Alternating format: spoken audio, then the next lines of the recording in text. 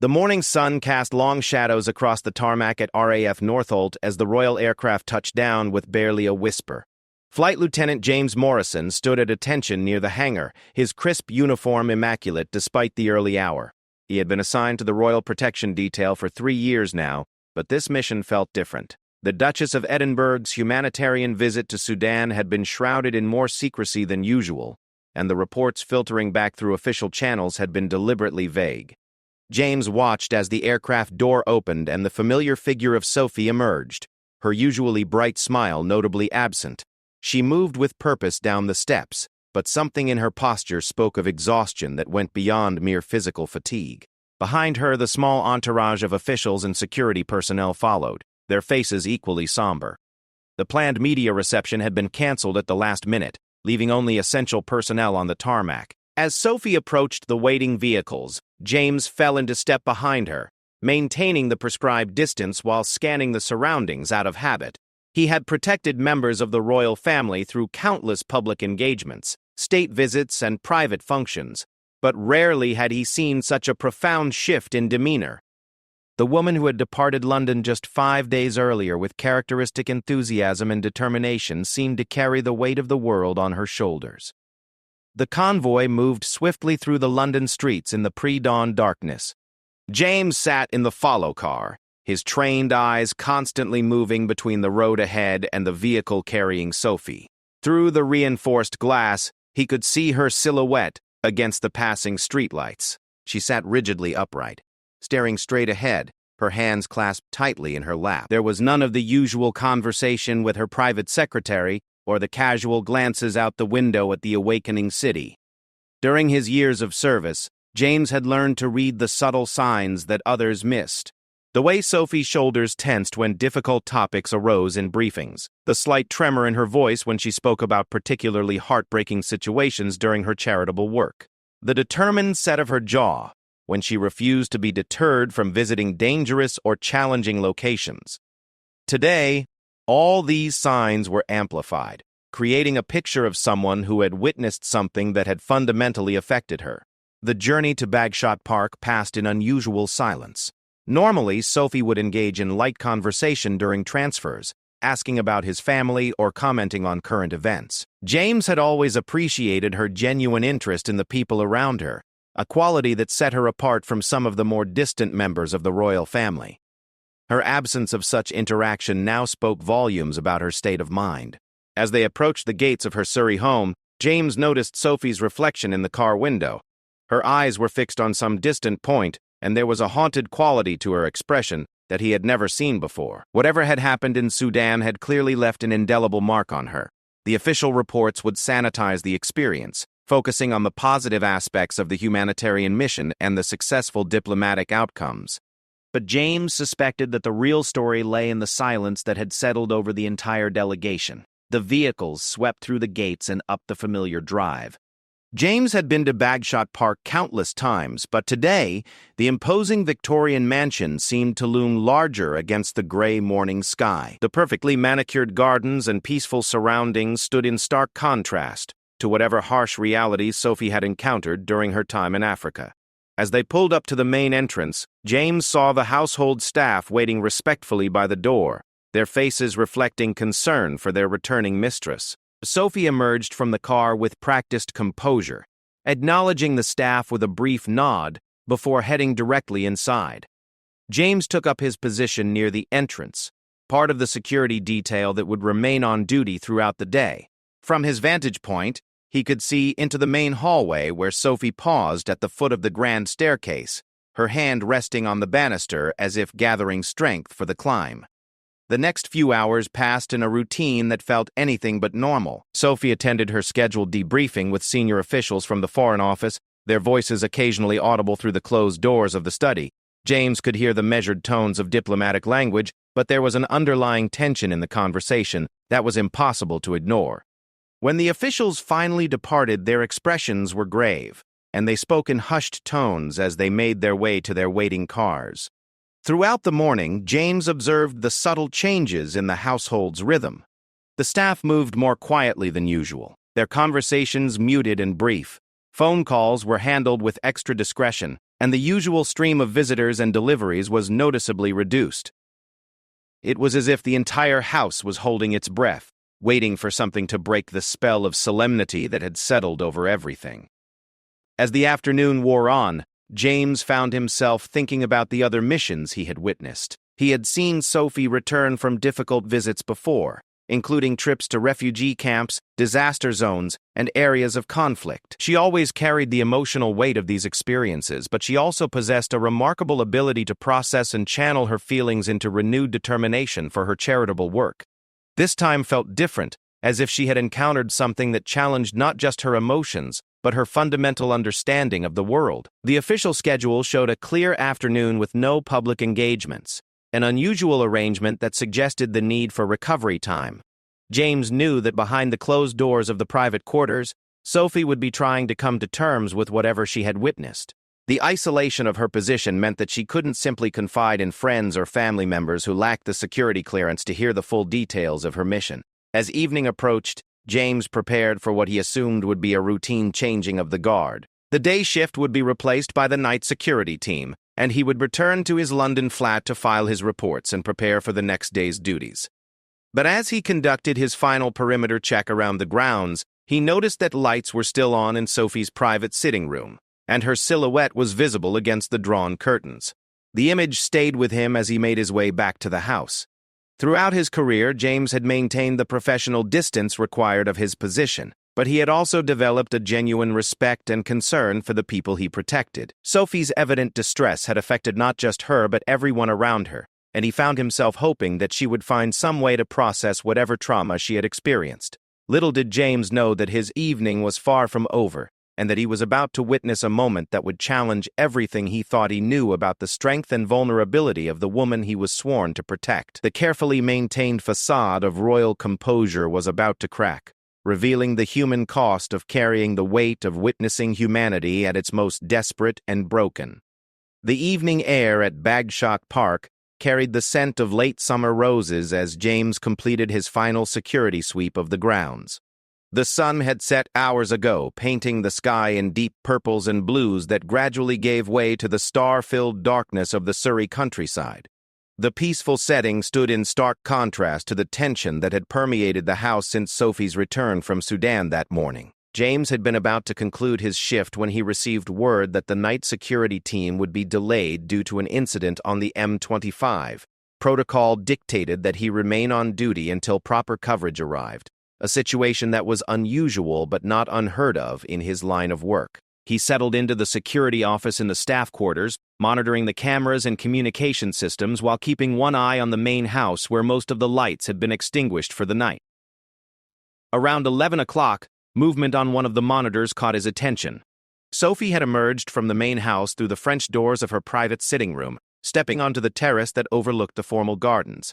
She was dressed in a simple dark cardigan and trousers, her usual public persona stripped away to reveal someone who looked smaller and more fragile than the confident Duchess the world knew. James watched through the security camera as Sophie moved slowly down the steps into the garden. Her movements were unsteady, as if she were navigating through a fog of exhaustion and emotion. She paused by the fountain in the center of the formal parterre, her silhouette barely visible in the soft lighting that illuminated the pathways. From his position in the security office, James could see that she was alone, which was highly unusual given the strict protocol surrounding royal family members. Concerned about her safety and the breach of security procedures, James made the decision to conduct a discreet patrol of the garden perimeter. He gathered his equipment and made his way through the house, using his security access to exit through the kitchen wing without disturbing the sleeping household staff.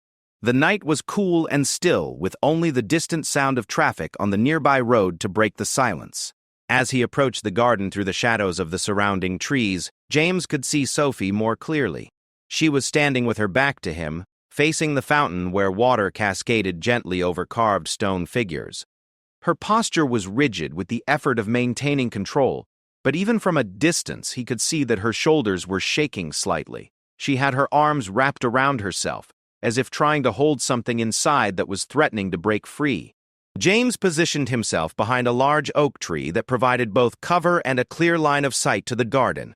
His training had taught him to remain invisible while maintaining protective oversight, but what he was witnessing felt profoundly private. Sophie began to walk slowly around the fountain, her steps measured and deliberate, as if she were trying to work through something in her mind.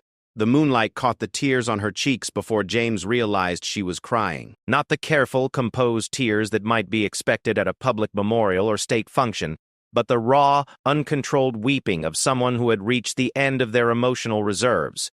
Her carefully maintained composure had finally cracked, releasing emotions that had been building since her return from Africa. Sophie sank onto the stone bench beside the fountain, burying her face in her hands as her body shook with silent sobs.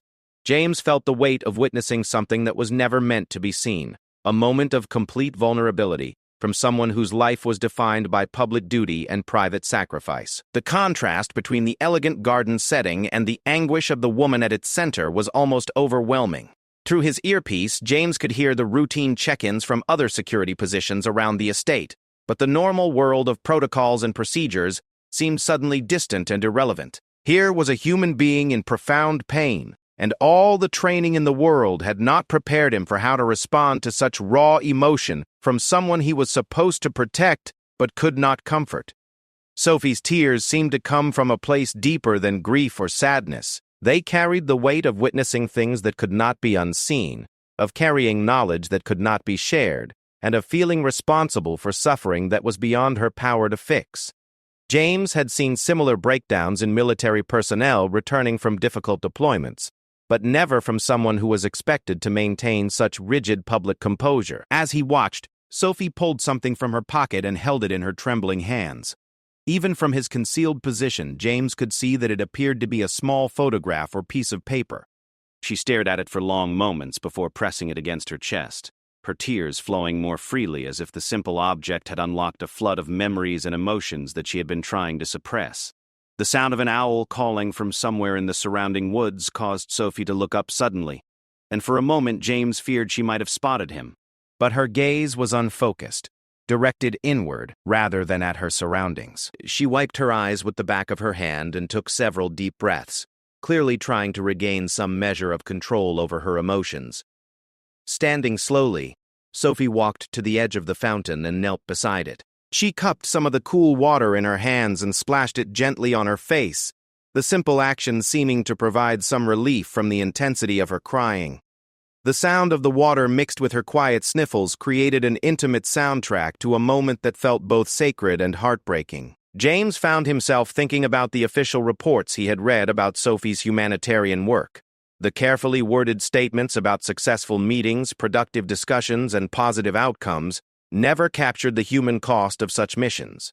They didn't mention the nights spent lying awake thinking about the faces of children in refugee camps, or the weight of carrying stories that could never be fully told to preserve diplomatic relationships and security concerns. As Sophie remained by the fountain, James became aware of approaching headlights on the main drive. The delayed night security team was finally arriving, which meant his shift would soon be over. But he found himself reluctant to abandon his vigil, concerned about leaving Sophie alone in her vulnerable state.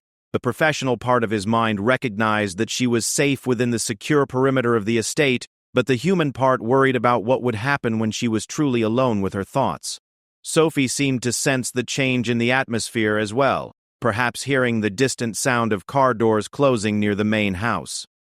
She stood slowly and smoothed down her hair, the automatic gesture of someone accustomed to maintaining appearances even in private moments. But as she prepared to return to the house, another wave of emotion seemed to overcome her, and she pressed her hands against her mouth to stifle a fresh sob.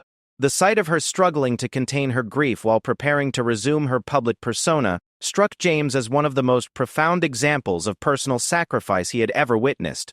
Here was someone who carried not just her own burdens but the expectations of an entire nation, and the cost of that responsibility was written clearly in every line of her posture. As Sophie began to walk slowly back toward the house, James knew that he had witnessed something that would stay with him for the rest of his career. The image of her standing alone by the fountain, finally allowing herself to feel the full weight of what she had experienced in Sudan, would become a reminder of the very human cost of public service and the private struggles that lay behind even the most composed public figures. The night was far from over, and James sensed that this moment of revelation was only the beginning of a deeper understanding of the woman he was sworn to protect and the burdens she carried in service to others. The sound of footsteps on gravel alerted James to Sophie's return journey toward the house, but instead of heading directly inside, she veered toward a secluded area of the garden where a small memorial bench sat beneath an ancient yew tree. This corner of the grounds was partially hidden from the security cameras, a deliberate design feature that provided family members with a truly private space for reflection and contemplation. James adjusted his position carefully, moving through the shadows to maintain visual contact while respecting the obvious need for privacy that had drawn Sophie to this particular spot. The memorial bench had been installed several years earlier to commemorate a close family friend who had died in a humanitarian mission overseas. And James suddenly understood why Sophie had been drawn there on this particular night. As she settled onto the weathered wooden bench, Sophie pulled her cardigan more tightly around her shoulders against the cool night air. The small photograph or paper she had been clutching earlier remained in her hands, and she held it up to catch the faint moonlight filtering through the yew branches. Whatever image it contained seemed to cause her fresh anguish, and she pressed it against her heart while new tears began to flow. From his concealed position, James could see that Sophie was speaking quietly to herself, though the words were too faint to reach him across the garden. Her lips moved in what appeared to be a one-sided conversation, perhaps addressing the memory of someone she had met during her mission to Sudan. The intensity of her emotion suggested that this was more than professional concern for the humanitarian crisis she had witnessed. The official briefings had mentioned visits to refugee camps, meetings with international aid organizations, and discussions with local government officials about ongoing relief efforts. What they had not conveyed was the personal impact of coming face to face with individual stories of suffering and loss. James began to understand that Sophie had formed a connection with someone during her mission, someone whose fate continued to haunt her even after her return to the safety of England. As he watched, Sophie reached into another pocket and withdrew her mobile phone. She stared at the screen for several minutes, her thumb hovering over the keypad as if contemplating making a call. The time difference would make communication with Sudan difficult at this hour, but the urgency in her posture suggested that normal considerations of protocol and timing had become secondary to her emotional needs. Instead of placing the call, Sophie set the phone aside and buried her face in her hands once more. The gesture spoke of frustration and helplessness, emotions that were rarely associated with members of the royal family in public perception. The reality of her position meant that her ability to provide direct assistance was often limited by diplomatic constraints and security considerations, creating a painful gap between her desire to help and her capacity to take meaningful action. James found himself thinking about the briefing materials he had reviewed before Sophie's departure for Sudan. The region was experiencing one of its worst humanitarian crises in decades, with millions displaced by conflict and climate-related disasters. Children were dying from preventable diseases, families were separated by violence, and entire communities had been destroyed by forces beyond their control. For someone with Sophie's deep commitment to humanitarian causes, witnessing such suffering firsthand would be almost unbearable. The sound of Sophie's quiet sobbing carried across the still night air, punctuated by occasional words that James could barely make out. She seemed to be repeating a name, though the distance and her emotional state made it impossible to discern clearly. The repetition had an almost prayer-like quality, as if she were trying to keep the memory of someone alive through the simple act of speaking their name into the darkness. A gentle breeze stirred the yew branches overhead, creating shifting patterns of shadow and moonlight across the memorial bench where Sophie sat. The movement seemed to disturb her reverie, and she looked up at the sky as if seeking some kind of guidance or comfort from the stars, barely visible through the canopy of leaves. Her face, illuminated briefly by a shaft of moonlight, showed the ravages of her emotional struggle. James had been trained to remain objective and professional in all situations, but the sight of Sophie's anguish was testing the limits of his emotional detachment. He had witnessed her strength and resilience during countless public appearances, always maintaining her composure even in the face of difficult or emotionally charged situations. To see her so completely overwhelmed by grief and helplessness was profoundly unsettling. The photograph in Sophie's hands had become creased from her tight grip, and she smoothed it carefully against her knee before studying it once more. Whatever memory it contained was clearly precious to her, but also a source of ongoing pain. James wondered if it depicted one of the children she had met in the refugee camps, or perhaps a family whose story had particularly affected her during her visit. As midnight approached, the temperature in the garden continued to drop, and James could see that Sophie was beginning to shiver despite her warm clothing. Her emotional exhaustion was evident in every line of her posture, but she seemed reluctant to return to the house where she would once again have to assume the role of composed duchess rather than grieving human being. The distant sound of a night train passing through the Surrey countryside seemed to break through Sophie's contemplation, and she looked toward the sound with an expression that combined longing and resignation.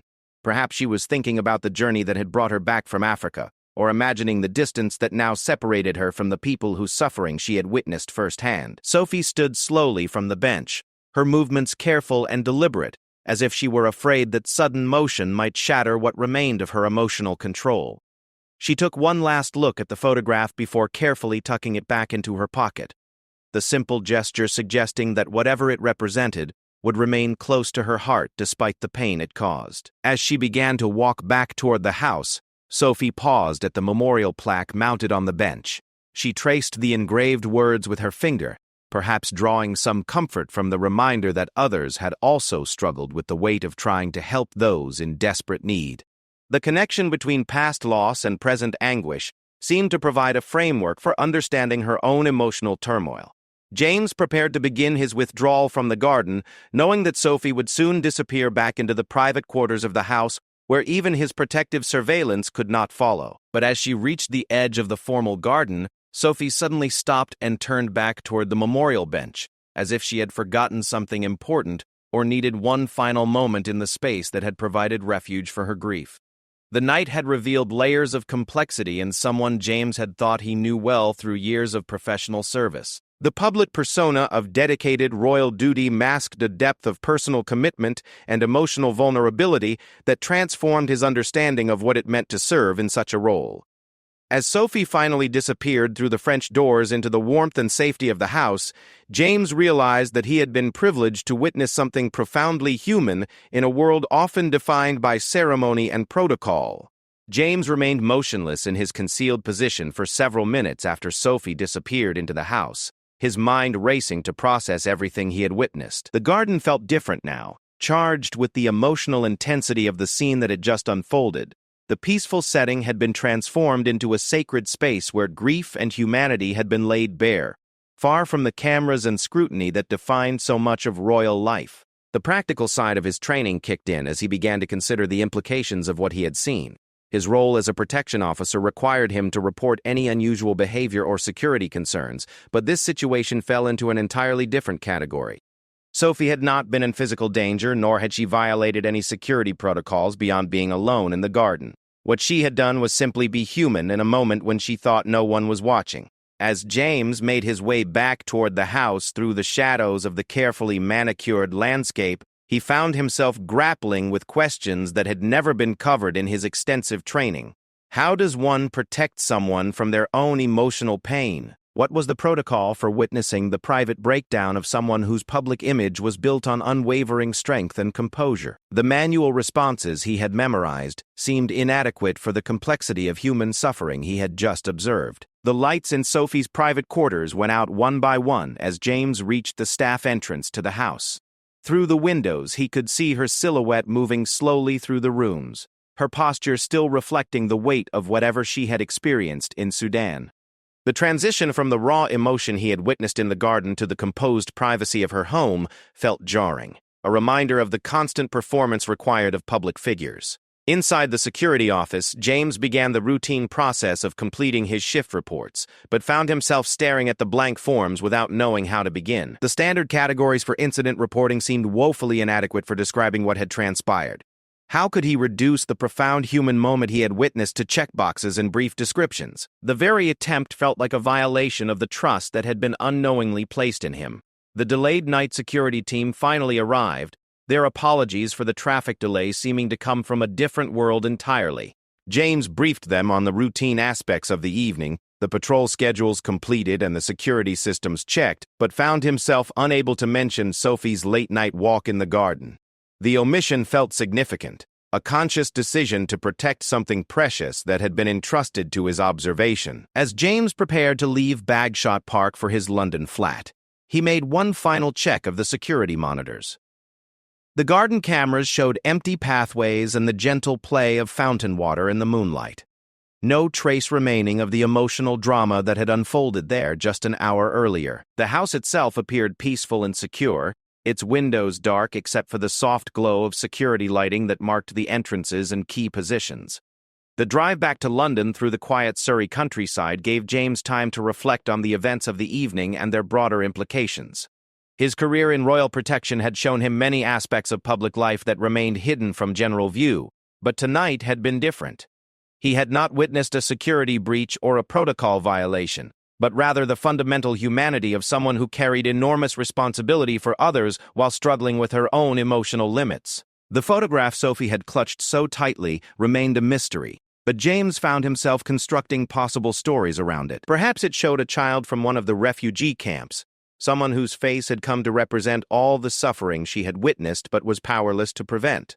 Or maybe it was a family torn apart by conflict, their story becoming a symbol of the larger humanitarian crisis that had brought her to Sudan in the first place. Back in his modest flat near Westminster, James sat at his kitchen table with a cup of tea, still wearing his uniform and trying to process the emotional impact of what he had seen. The contrast between his simple surroundings and the grand settings of royal life felt particularly sharp after the evening's events. Here, in the privacy of his own space, he could acknowledge the profound effect that Sophie's grief had had on him personally. His training had emphasized the importance of emotional detachment, of maintaining professional distance from the people he was assigned to protect. But the rules and protocols seemed inadequate when faced with genuine human suffering, especially from someone he had come to respect and admire over years of service. Sophie's dedication to her humanitarian work was well known, but witnessing the personal cost of that commitment added new dimensions to his understanding of her character. Sleep proved elusive as James replayed the evening's events in his mind. The image of Sophie standing by the fountain, her tears reflecting the moonlight, had etched itself permanently into his memory. He found himself wondering about the stories she carried from Sudan, the faces that haunted her dreams, and the weight of knowledge that she could never fully share with anyone who lacked the security clearance to hear the complete truth about her mission. The morning would bring new assignments and routine duties, but James knew that something fundamental had shifted in his understanding of his role. Protection was not just about physical security or threat assessment, but about safeguarding the humanity of people who lived their lives under constant public scrutiny.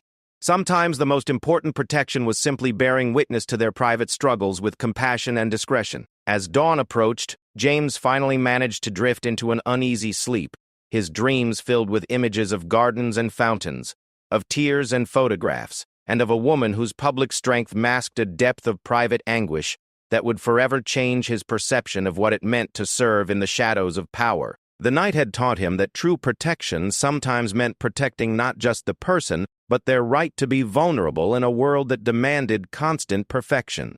When his alarm sounded just a few hours later, James woke with the clear understanding that he carried a responsibility that went beyond his official duties. He had been entrusted with something precious and private, and that trust would shape how he approached not just his relationship with Sophie, but his entire understanding of service, discretion, and the complex humanity of those who dedicate their lives to helping others while struggling with their own limitations and grief. The new day would bring its own challenges and duties, but it would also bring opportunities to serve with greater understanding and compassion, informed by the knowledge that even those who appear strongest are sometimes simply very good at hiding their tears from the world that watches their every move. 3 weeks had passed since the night James witnessed Sophie's private grief in the garden at Bagshot Park, and the memory continued to influence every aspect of his professional service. The routine duties of royal protection had resumed their normal rhythm, but something fundamental had changed in how he perceived his role and responsibilities. The woman he was sworn to protect had revealed a depth of humanity that transformed his understanding of true strength and vulnerability. During the public engagements that filled Sophie's schedule in the weeks following her return from Sudan, James found himself watching for subtle signs of the emotional burden she carried. To casual observers, she appeared to have returned to her normal routine with characteristic grace and professionalism. She attended charity functions, conducted official meetings, and fulfilled her public duties with the same dedication that had defined her service for years. But James could see what others missed: the slight hesitation before her smile fully formed, the way her eyes sometimes focused on something beyond the immediate conversation, and the careful control she maintained over her emotions during events related to humanitarian causes. The photograph he had seen her clutching that night in the garden seemed to have become a constant presence, occasionally glimpsed as she reached into her pocket or handbag during quiet moments between engagements. The morning of her first major public appearance after Sudan had been particularly revealing. James had arrived early for the security briefing at a London children's hospital, where Sophie was scheduled to open a new wing dedicated to treating young refugees. As he reviewed the event timeline and safety protocols, he noticed Sophie arriving earlier than scheduled, sitting alone in her car for several minutes before emerging to meet the waiting dignitaries. Through the vehicle's windows, James could see her going through what appeared to be a personal ritual of preparation. She closed her eyes, took several deep breaths, and touched her pocket where he suspected the mysterious photograph resided. The transformation from private person to public figure was visible in real time as she straightened her shoulders, checked her appearance in the mirror, and assumed the confident bearing expected of a senior royal. During the hospital visit itself, James watched Sophie interact with young patients and their families with genuine warmth and compassion. But he also noticed the moments when her professional composure faltered slightly, particularly when she met children who reminded her of faces from Sudan. Her hands would tremble almost imperceptibly as she knelt to speak with a young refugee patient, and she would pause just a moment longer than necessary before moving on to the next bed. The cumulative effect of these observations painted a picture of someone carrying an enormous emotional load while maintaining the public facade required by her position. James began to understand that his role extended beyond physical protection to encompass a form of emotional stewardship, safeguarding not just Sophie's safety, but her right to process her experiences without fear of judgment or exposure. One afternoon, while reviewing security arrangements for an upcoming event, James overheard a partial telephone conversation between Sophie and what appeared to be a contact at an international aid organization. The fragments he caught suggested ongoing concern about specific individuals she had met during her Sudan mission and her frustration with the limitations of what she could do to help from her position in London. The conversation ended with Sophie saying quietly, "Please keep me informed about the family. I need to know they're safe." The pain in her voice was unmistakable, and James realized that her emotional attachment to specific people she had met during her humanitarian mission was creating an ongoing source of anxiety and grief. The photograph she carried was likely a tangible connection to these individuals, a reminder of promises made and responsibilities felt. As autumn progressed, James noticed that Sophie had begun making subtle changes to her public speaking engagements. Her remarks at charity events became more personal and emotionally direct, referencing specific examples of human resilience and suffering without revealing details that might compromise security or diplomatic relationships. It was as if her experience in Sudan had stripped away some of the formal distance that typically characterized royal public speaking. During a particularly moving speech at a fundraising dinner for refugee assistance, Sophie paused mid-sentence when describing the courage of displaced families. James saw her hand move instinctively toward her pocket, seeking the comfort of her precious photograph, before she recovered and continued with renewed intensity. The moment was brief enough that most of the audience missed it, but it spoke volumes about the personal connection she maintained with her humanitarian work. The most significant change James observed was in Sophie's relationship with her security detail. She had always been considerate and professional in her interactions with protection officers, but there was now a quality of deeper appreciation for their presence and service. She would sometimes ask about their families or express gratitude for their dedication in ways that felt more personal than perfunctory. One evening, as they prepared to leave a late charity reception, Sophie surprised James by addressing him directly. "I hope you know how much we appreciate your dedication, James. The work you do allows us to serve others, and that service is never taken for granted." The comment was brief and professionally appropriate, but her tone carried a weight of meaning that suggested a deeper understanding of the mutual trust and responsibility that defined their relationship. Winter brought news from Sudan that confirmed James's suspicions about Sophie's ongoing emotional investment in specific individuals from her mission. Through carefully worded communications from international aid organizations, Updates arrived about the refugee family whose photograph she carried. The news was mixed, with some family members successfully relocated to safer areas, while others remained in precarious situations. Each update seemed to affect Sophie profoundly, creating cycles of hope and despair that she managed to hide from public view, but could not entirely conceal from those who worked closely with her. James found himself monitoring these emotional fluctuations, not just for security purposes, but out of genuine concern for someone whose well-being had become personally important to him. The anniversary of her Sudan mission approached in the new year, bringing with it a series of commemorative events and reports about ongoing humanitarian efforts in the region. Sophie threw herself into these activities with renewed determination, using her platform to advocate for increased international assistance and support for displaced populations. But the personal cost of maintaining such intense engagement with traumatic global events was becoming increasingly apparent to those who knew her well. James realized that his witnessing of Sophie's private grief that night in the garden had created an unspoken bond between them. He carried the knowledge of her vulnerability as carefully as he carried his weapon, understanding that both were tools for protecting someone who dedicated her life to serving others. The silence he maintained about what he had seen was not just professional discretion, but an act of profound respect for someone whose strength was made possible by her willingness to feel deeply and grieve honestly.